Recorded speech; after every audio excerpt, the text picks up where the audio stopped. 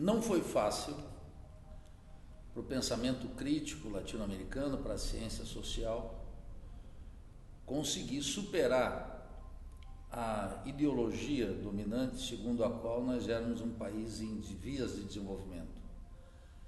Descobrir o caráter subdesenvolvido e dependente de uma formação social brasileira, da formação social latino-americana, demandou um grande conflito social e imensa batalha das ideias, até que o pensamento crítico latino-americano superasse essa ideologia, que naturalmente emana da Revolução Industrial Inglesa, mas sobretudo emana do controle ideológico que se faz através das ciências sociais,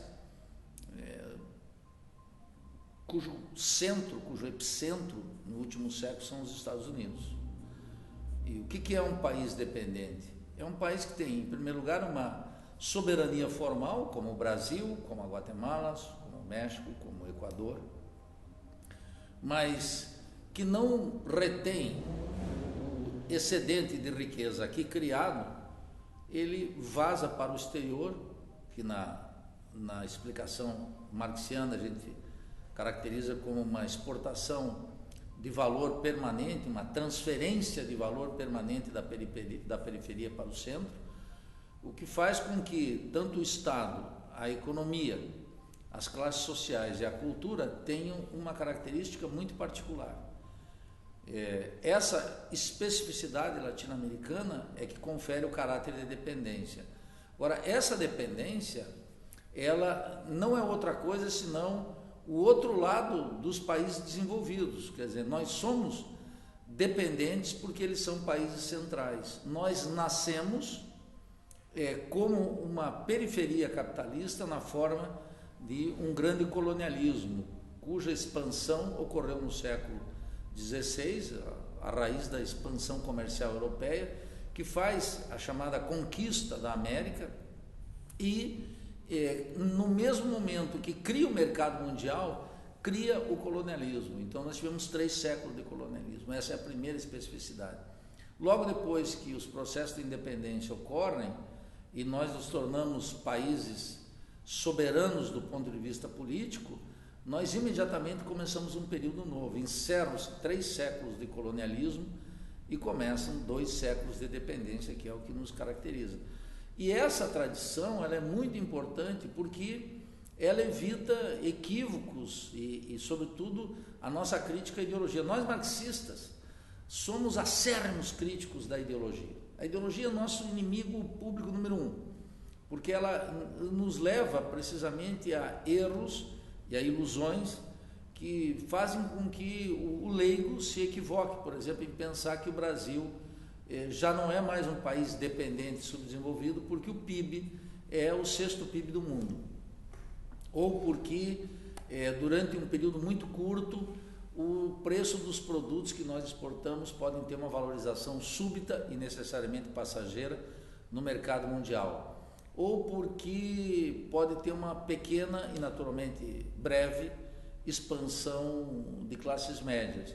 Mas nós continuamos sendo um país subdesenvolvido por uma razão essencial, porque a riqueza aqui criada é transferida para os centros através de múltiplos mecanismos, desde as multinacionais até o sistema de dívidas. E é isso que caracteriza a nossa especificidade. Todos os dramas, Rafael, da economia, da política, das classes sociais e da cultura derivam desse fato determinante, curiosamente ignorado pelas ciências sociais até bem pouco tempo. Bem, desde 1959, com a Revolução Cubana, nós aprendemos algumas lições.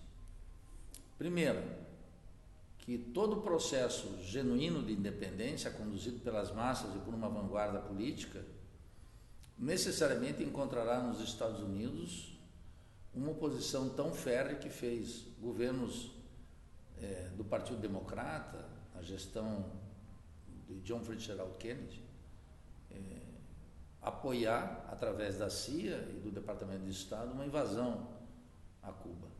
É a famosa invasão da Baía dos Porcos. Logo em seguida, Fidel Castro declara o caráter socialista da Revolução. Se você comparar todos os índices sociais da América Latina, inclusive nesses governos que você chamou de centro-esquerda, eles nem se assemelham à obra da Revolução Cubana em termos de saúde, educação e cultura, para dar 3 exemplos. Nem se assemelham, nem de longe, ao fato que Cuba tem uma pequena ilha do Caribe, a despeito de ser a maior ilha do Caribe, o exercício de uma política externa verdadeiramente independente na América Latina. Então, a Revolução Cubana, ela é um termômetro, ela é uma medida para todos nós observarmos todos os governos posteriores. A segunda observação que eu queria fazer diz respeito ao caráter bastante desigual disso que se chama governos de centro-esquerda, onda progressista, todos termos muito imprecisos, né? Mas eu entendo, porque os cientistas políticos tampouco conseguiram algo melhor que os jornalistas, de tal maneira que está todo mundo no mesmo barco.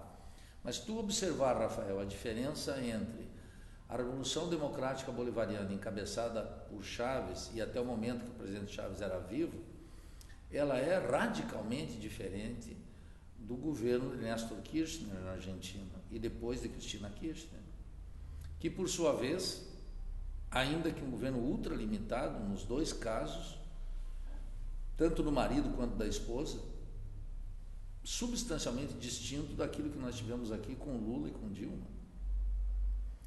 Se observarmos as transformações na Bolívia de Evo Morales, são também bastante distantes das transformações que ocorreram no Equador. Algumas deixaram uma obra mais duradoura. Por exemplo, o processo constituinte do Equador, da Bolívia e, sobretudo, da Venezuela. Mas dentro desses 3, por que nós podemos chamar efetivamente a Revolução Democrática Bolivariana de revolução? Porque ali ocorreu a emergência das massas na política. Essa definição não é minha, essa é uma definição tanto de Trotsky quanto de Lenin. As massas na política. Eu estou falando de uma participação efetiva, eu não estou falando de processos eleitorais. No Brasil, por exemplo, não temos nada semelhante a isso. A característica essencial dos governos do PT, tanto de Dilma quanto de Lula, é que em longos 13 anos, veja que eu não estou falando em 4, em 8, em 12, eu estou falando em longos 13 anos. Nem o presidente Lula, nem a presidente Dilma convocaram uma única vez o nosso povo para uma luta. A emergência das massas na política na Venezuela foi que, na luta contra a paralisação petroleira, o paro petroleiro, a destituição do presidente da República, o golpe que ocorreu na Venezuela, quem reverteu foram as massas. E por que as massas reverteram? Porque desde o início o movimento bolivariano 200, encabeçado por Arias Cárdenas, William Castro Soteldo, Hugo Chávez e etc., foram figuras que convocavam o povo. O povo estava no centro da manifestação. Algo substancialmente diferente daquilo que nós tivemos no Brasil. A Revolução Cidadã no Equador, encabeçada por Rafael Correa, mais tardiamente, mas a Constituição de Montecristi, ela é uma Constituição que inaugura um novo constitucionalismo jurídico na América Latina, que dota a natureza de direitos, cria um efetivo pluralismo jurídico, resgata as comunidades e os povos originários, não de maneira anedótica, porque também tem uma diferença, né? A importância da população indígena no Equador e na Bolívia, que eles são amplamente majoritários, ao contrário do Brasil, em que nós temos no máximo 1.200.000 indígenas, segundo os dados, alguns falam em 800.000, mas vamos ficar com um dado mais generoso, 1.200.000. O nosso processo constituinte foi completamente controlado por Washington e a Avenida Paulista, e aqui encontrou o que eu chamo de um liberalismo de esquerda, que foi sempre encabeçado pelo PT, que nunca quis enfrentar a classe dominante, nem na Avenida Paulista e nem na Embaixada de Washington. Quer dizer que eu faço essa breve exposição para mostrar o quanto são diferentes esses processos que nós colocamos como onda progressista. E nesse contexto, desde o início, nenhum desses processos despertou, na minha análise, por exemplo, esperanças desmedidas. O caso brasileiro era patético desde o começo. Quer dizer, as transformações operadas aqui, os governos do PT não criaram nenhuma instituição, nenhuma. Aliás, o Lula foi o primeiro a fazer uma reforma contra a Previdência Social.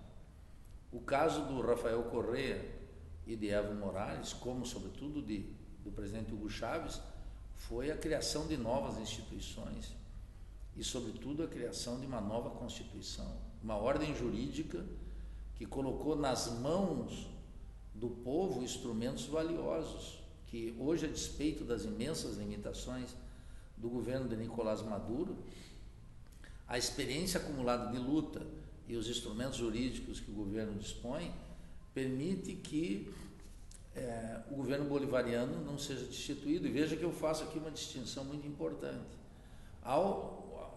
Nós precisamos, quando pensamos na Venezuela, observar que existe a Revolução Democrática Bolivariana, que essa repousa na memória do povo, no exercício permanente de soberania, nas grandes lutas de massa, e um governo bolivariano, que são coisas radicalmente distintas. De tal maneira que tu pode observar todas as limitações do governo de Maduro, seus erros, seus vacilos, seus pactos,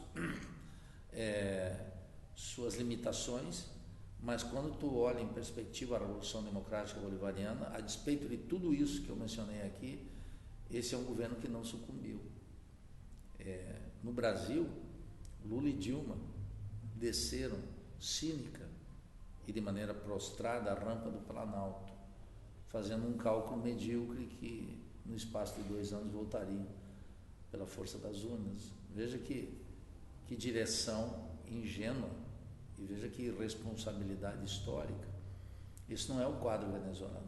No caso do equatoriano, a Revolução Cidadã foi golpeada por dentro, porque Lenín Moreno era vice de Rafael Correa.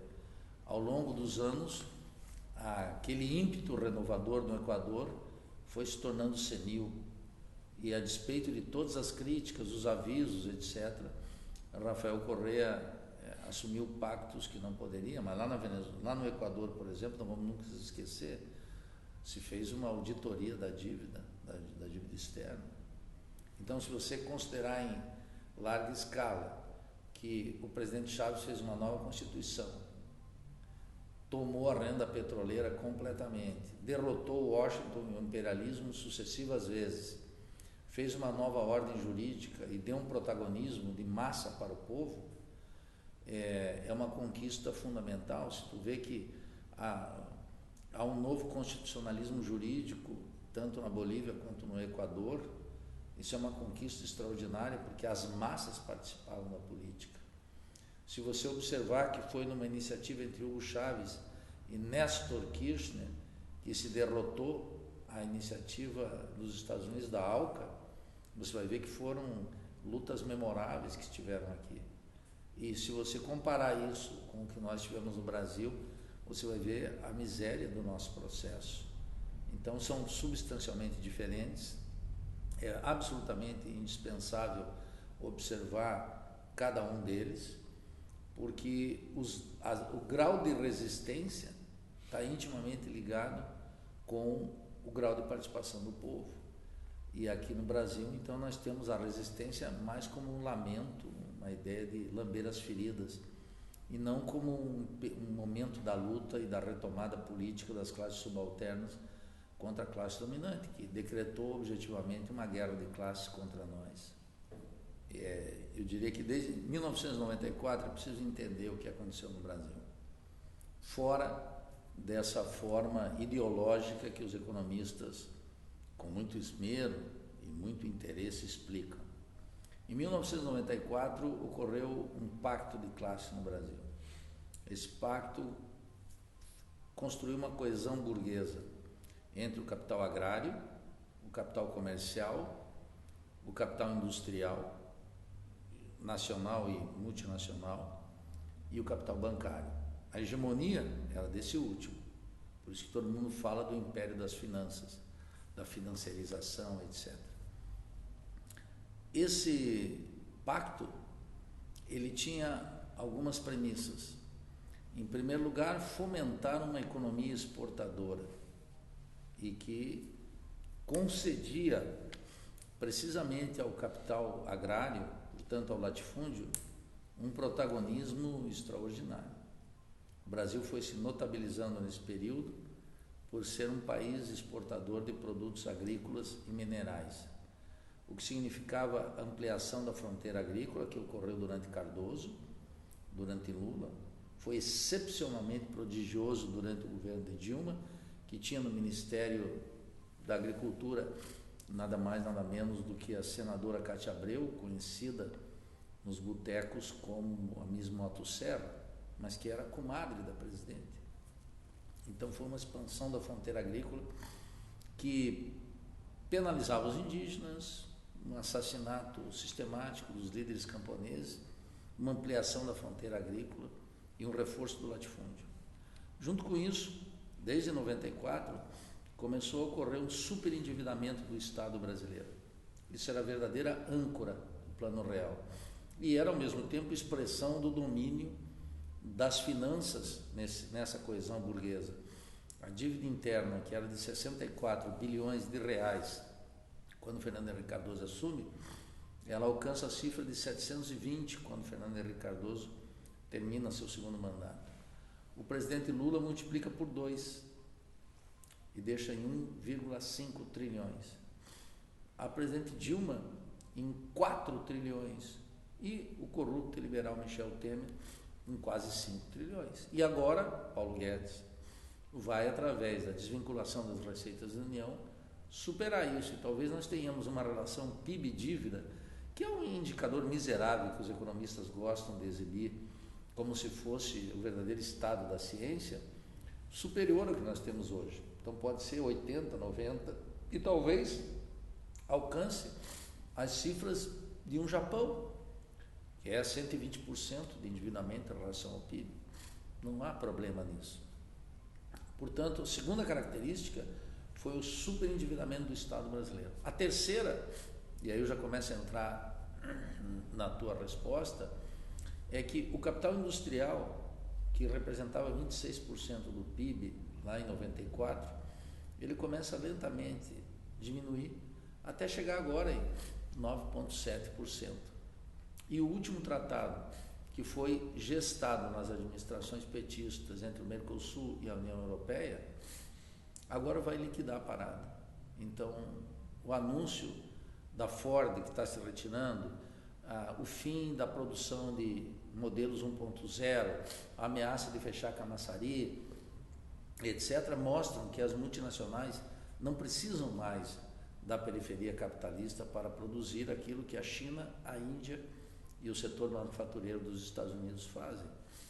Então, não resta, senão, a classe dominante levar até o fundo e até o fim aquela política que começou em 94. Mas veja, eu sempre chamei esse sistema de um sistema petucano. Petistas e tucanos administravam a mesma ordem burguesa. E o PT, que foi um partido que nasceu da luta operária contra a ditadura, da luta da esquerda revolucionária contra a ditadura, da esquerda que foi para a luta armada, que perdeu o combate nas trevas, esse partido virou o principal partido da ordem. Então nós tínhamos um liberalismo de direita, representado pelo PSDB, e um liberalismo de esquerda, representado pelo petismo. Esse sistema, eu chamava de sistema petucano. Esse sistema petucano acabou na última eleição. Na verdade, ele acabou com a destituição da presidente Dilma, embora ali foi o seu grito mais elucidativo, porque quem comandava o bloco era o Aécio Neves, um político vulgar e corrupto, que era o representante dos tucanos. Então, com a destituição e a emergência do ultraliberalismo do governo proto-fascista de Bolsonaro, aquele sistema caducou e agora o petucanismo é oposição a Bolsonaro. Vejam que os principais líderes dos tucanos votaram em Haddad, fizeram campanha para Haddad. Era quase todos contra o autoritarismo, que é um movimento que se reproduz lá dentro dos Estados Unidos e, na verdade, vem de lá isso. O livro que correu o mundo, Madeleine Albright, que é o fascismo, que tenta igualar regimes como o governo da Turquia, da Venezuela e essas outras quinquilharias que vêm aí, como as democracias fenecem. Isso é uma literatura de quinta categoria, destinada a ocupar aqui a imaginação dos cientistas sociais, como controle ideológico. Então, o que a gente observou foi um superendividamento do Estado, uma economia exportadora, não é? A ampliação do latifúndio e, sobretudo, a regra de ouro do desenvolvimento capitalista que ocorreu com Cardoso, com Lula, com Dilma, com Temer e agora com Bolsonaro, que é a superexploração da força de trabalho. Durante todo esse período, a concentração de renda e, sobretudo, a concentração de propriedade no Brasil, ela cresceu. Por isso que não me emociona no mais mínimo a digestão moral da pobreza representada pelas políticas sociais dos governos petistas. É mera caridade católica. Não toca na propriedade e no poder das classes dominantes, ao contrário, constitui uma anestesia para as grandes massas, porque os programas sociais, ao contrário do que ocorreu na Venezuela, por exemplo, não eram programas sociais politizados, eram controle eleitoral. Basicamente isso, nós temos que fazer essa crítica, né? Porque senão não vamos entender a natureza do processo e não vamos entender por que Lula foi massivamente votado em 2003, 2002, teve 70%, teve 20 milhões a mais de votos do que José Serra. Não vamos entender por que Bolsonaro arrasou agora. Não se deve a uma onda conservadora, ao fascismo, nada. É o repúdio das massas ao sistema. Em 2002 funcionou a favor do PT. Agora funcionou a favor da direita mais escrachada, né? Então, essas grandes transformações que ocorreram à raiz do plano real, elas conviveram, por exemplo, e agora então eu respondo a você, com uma guerra de classes contra o povo. Em 2013, as massas saíram na rua, ganharam as ruas pedindo serviços padrão FIFA, transporte, saúde, educação. Era a exaustão daquela coesão burguesa em termos de política social. A caridade católica já não dava mais conta do padrão de reprodução da força de trabalho, que tinha sido duramente golpeado em 2007 e 2008. A partir de 2007 e 2008, a regra de ouro do desenvolvimento capitalista brasileiro apareceu e os programas sociais não podiam mais ocultar. Era o fato de que os empregos criados eram empregos de até um salário mínimo e meio. E segundo os dados do Diese, 83,26% da população economicamente ativa ganhava até 3 salários mínimos. E esses 3 salários mínimos somados não davam o salário mínimo necessário. Os programas sociais do PT, eles foram, portanto, o que eu chamo de uma digestão moral da pobreza em favor das vitórias eleitorais da caridade católica de Lula. Nesse sentido, a religião na política, seja ela evangélica ou católica, é um dado permanente, não é uma novidade. Entre outras coisas, porque os evangélicos apoiaram efusivamente Lula e Dilma no segundo mandato e no primeiro. Não há nada do reino dos deuses que nós, mortais, não possamos explicar. Não é? Era o pacto de classe que conduzia os deuses, eram os interesses materiais que conduziam a vontade divina. Está muito claro aí. Então, a austeridade fiscal sempre foi gritante aqui, Rafael. E isso que os liberais chamam de desindustrialização começou no primeiro dia do real e que conferiu uma grande popularidade ao Cardoso com a ideia, chamemos assim, o mito da estabilidade, que quando ele perdeu vitalidade, dessa queda, houve uma, chamamos assim, como Levi-Strauss, uma transformação da matéria mítica e nasceu a ideia do desenvolvimento do Lula e dos programas sociais.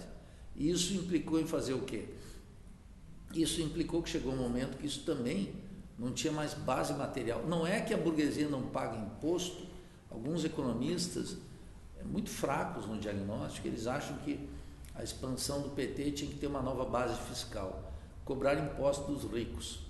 Ora, mas se a lógica do Plano Real foi concentrar a renda e ela ficou, a diferença entre ricos e pobres aumentou, como também o controle patrimonial ficou mais desigual, uma das características de um desenvolvimento capitalista nessa natureza é que os ricos não pagam impostos.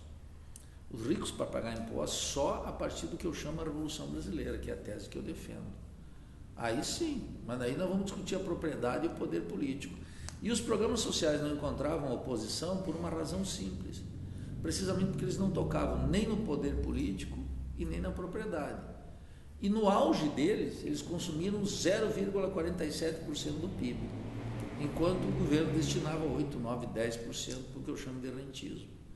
Então, o que nós estamos vendo agora, eu diria que, claro, tanto o governo liberal e corrupto de Michel Temer, quanto o governo proto-fascista e ultraliberal de Bolsonaro e Paulo Guedes, eles estendem a lógica, eles aprofundam a lógica, eles aceleram a lógica, mas nada que não estivesse entre nós. Estava com Cardoso, estava com Lula, estava com Dilma, estava com Michel Temer e agora está com... digamos que o Plano Real tem uma lógica imanente e é isso que está funcionando. E por isso que não vai se cumprir nenhuma das promessas. Quer dizer, essa ideia de que o problema, o diagnóstico dos cretinos, dos liberais, dessa canalha que está aí, é que o Estado atrapalha e o déficit estatal, mas a gente sabe que não existe déficit estatal algum, ou mesmo o déficit, numa perspectiva keynesiana, pode ser uma boa saída, mas para isso precisa fazer uma revolução social. Não há mais. O liberalismo não consegue esconder suas misérias, e o keynesianismo mostra todas as suas impotências. É por isso que eu digo que nós chegamos numa situação de lógica de extrema e que precisa concretamente uma revolução social, que eu chamo retomar a tradição da Revolução Brasileira. Não estou inventando nada, estou retomando um debate que foi muito caro até 1964, muito forte, tocado pelo nosso povo, que precisamente por isso exigiu uma ditadura de 21 anos para extirpar. E quando nós voltamos à democratização, nós voltamos com essa lógica das ciências sociais uspianas, né, que é a expressão máxima, é o PT e o PSDB. A luta do autoritário contra o democrático e a luta do moderno contra o atrasado. Mas essas oposições binárias são incapazes de explicar o desenvolvimento capitalista dependente, que tem uma lógica própria, que nunca vai entrar na USP, nunca vai entrar na Unicamp, e, portanto, vai ser sempre uma ovelha negra. Mas agora, novas gerações retomaram essa senda crítica da teoria marxista da dependência, e as condições, e a guerra de classe exige uma explicação mais sólida que essa tradição que está dando. Se você observar, até 1964, o radicalismo político se chamava Qual é o Caminho da Revolução Brasileira? Estava em curso uma Revolução Brasileira. Estava tão em curso que ela apareceu na forma de uma contra-revolução. Não é? E o que era isso? Era o governo mais importante que nós tivemos no período recente, era o governo João Goulart, que fazia as grandes reformas de base, reforma urbana, reforma educacional, reforma bancária, lei de remessa de lucro, reforma agrária. O governo caiu por essas coisas. Vejo que é uma pauta considerável. Se você comparar a destituição através de uma ditadura militar do João Goulart com a destituição da Dilma, não há comparação possível. Esse é um abismo, percebe? O governo de João Goulart assinou o decreto da remessa de lucros em março, no comício da Central do Brasil, em março, e da reforma agrária. E ainda tinha Francisco Julião no Nordeste e Leonel Brizola no Sul, que eram lideranças à esquerda de João Goulart. A situação da destituição da presidente Dilma é patética, se observar isso. Não vamos esquecer o papel do Leonel Brizola aqui no Sul. Ele propôs ao Jango ser nomeado ministro de guerra e enfrentar.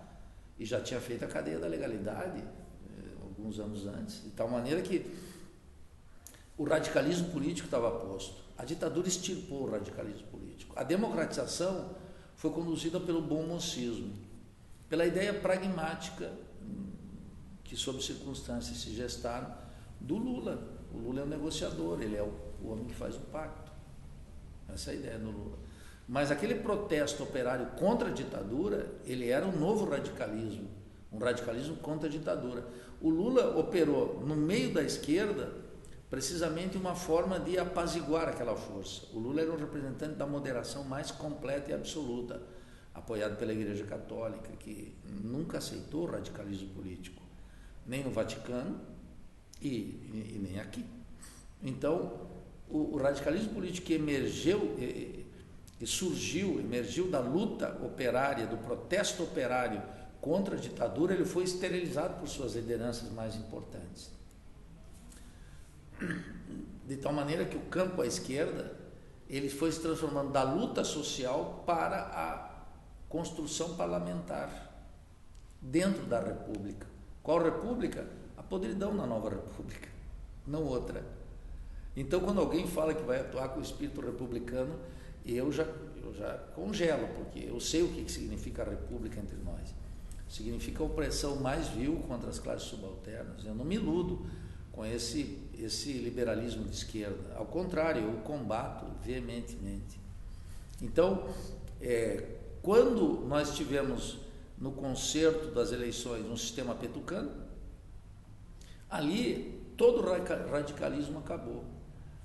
O caráter de direita dos tucanos se definia não em relação à realidade social, mas em relação ao petismo. E o caráter de esquerda do petismo não se definia em função da dependência, da miséria, da opressão, mas em relação aos tucanos. E ambos confirmavam um sistema político que estava podre, completamente apodrecido. Se deve, pateticamente, a um militar degradado, a um político de quinta categoria, vulgar, tão vulgar nesse aspecto quanto Lula, quanto Fernando Henrique, quanto a todos eles, que é Bolsonaro, gritar o rei está nu e levar a grande parte da população que estava ansiosa por, na linguagem quase juvenil, contra tudo que está aí. A massa não queria mais aquela podridão republicana. Não por causa do Sérgio Moro e da Lava Jato, não queria porque estava cansado do sistema político. Sérgio Moro só emerge porque está no contexto de um sistema político podre. E o sistema político está podre. Qual é a grande questão? A grande questão que vem Bolsonaro, ele é incapaz de solucionar a crise, ao contrário, ele aprofunda a crise, e para enfrentá-lo não é mais possível reconstituir o liberalismo de esquerda, porque diante das massas, o liberalismo de esquerda está desmoralizado. Não importa que Sérgio Moro estava articulado com o Deltan e com a Globo, tudo isso que o Intercept está mostrando agora, mas que nós já dizíamos há muito tempo. Isso é uma articulação óbvia. Não muda nada as revelações do Intercept. Nada, exceto na Ordem dos Advogados do Brasil, que descobriu que os advogados, os juízes e os promotores públicos não respeitam a lei. Mas isso, a população carcerária no Brasil, que esse mês bateu mais de 800 mil, sabe que tem 40% dos presos lá, alguns com os 2, 3, 4 anos sequer sem processo, presos provisórios. Quer dizer, o Estado de Direito nunca existiu aqui. A Defensoria Pública não existia no meu estado de Santa Catarina até bem poucos anos, há 3 anos atrás. Quer dizer, isso é vexaminoso que a esquerda fique reclamando das insuficiências da República Burguesa. E para enfrentar, aí, Rafael, vem a questão essencial. Para enfrentar essa ofensiva proto-fascista, que vai redundar num regime político cujo horizonte, para mim, mais claro, é o regime que impera na Colômbia hoje. Não precisa de uma ditadura, nem temos fascismo, mas com a legislação aprovada em 2006 pelo Lula, com a legislação antiterror aprovada pela Dilma e com os novos instrumentos jurídicos que Bolsonaro vai pedir poderes especiais, eu não tenho dúvida disso, talvez até chamando uma reforma política, percebe? Eles estão montando um regime de acordo com esse padrão de acumulação, com esse aprofundamento da dependência e do subdesenvolvimento. Para enfrentá-lo, só o que eu chamo de novo radicalismo político. Qual é a feição desse radicalismo político? A Revolução Brasileira. E é isso que nós vamos ter que encarar. Então não se trata de fazer uma colisão eleitoral para ganhar a Prefeitura de Santa Maria e de Porto Alegre em 2020. Se trata de entender a dinâmica da crise, ter um diagnóstico dessa crise que a esquerda não tem e constituir historicamente esse novo protagonismo popular com um novo radicalismo político que atende pelo nome de Revolução Brasileira. Ela já está em curso. E por que ela está em curso? Porque o regime vai afundar e a direita já avançou na forma de uma contra-revolução. Quem está faltando ao encontro é a esquerda. Esse é o desafio do nosso tempo.